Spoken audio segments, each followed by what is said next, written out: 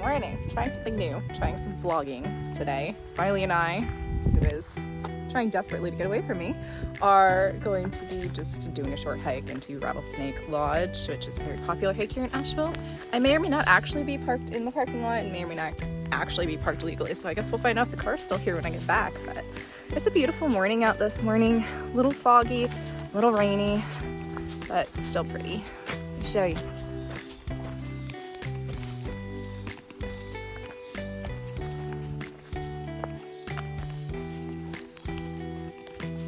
Trail looks pretty good so far, so we'll see what the view looks like. Just like to say, this girl's a way better hiker than I am.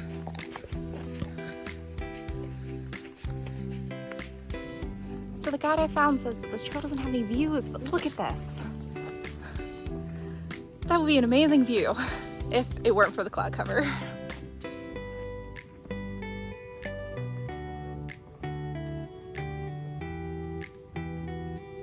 So we are at the first of several of the ruins at Rattlesnake Lodge. If I remember correctly, this one, maybe the carriage house, the set of ruins here. And then there should be more as we're headed up the trail farther, so I'll keep you posted. Okay, so we've made it to the remains of Rattlesnake Lodge. It was built in 1903 and 1904 for the Ambler family. Behind me, actually, you can still see the remains of the swimming pool, which was pretty incredible. They had a swimming pool back then. And as we go farther up, I'll be showing you more of the remains. I found a map on a signpost, super helpful, so I actually know where I'm going now. Right, so we found the remains of the old spring house. There is actually still water down in there. I don't know if it's drinkable, but I imagine it would be with a little filtration. And right across the way is the remains of the tool shed. This one you can't see quite as well from this side of the path, but you can definitely see where the foundations used to be.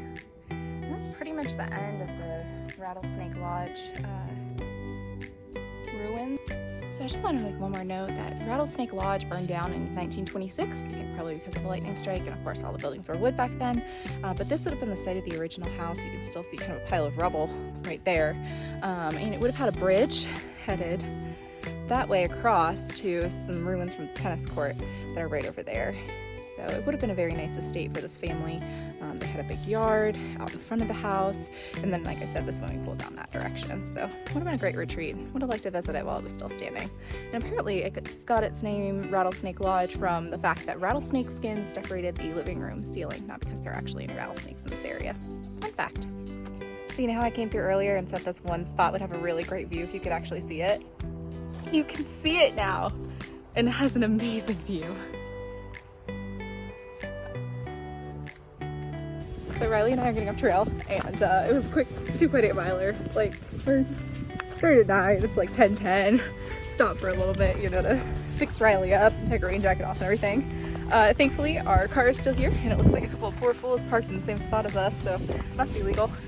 But it was a nice hike, full of firsts. First vlog, first time hiking in trail runners and Dirty Girl Gators. First time using a tripod, so you know, lots of fun, lots of firsts. Good hike overall. Gonna hit another one today. See how it goes.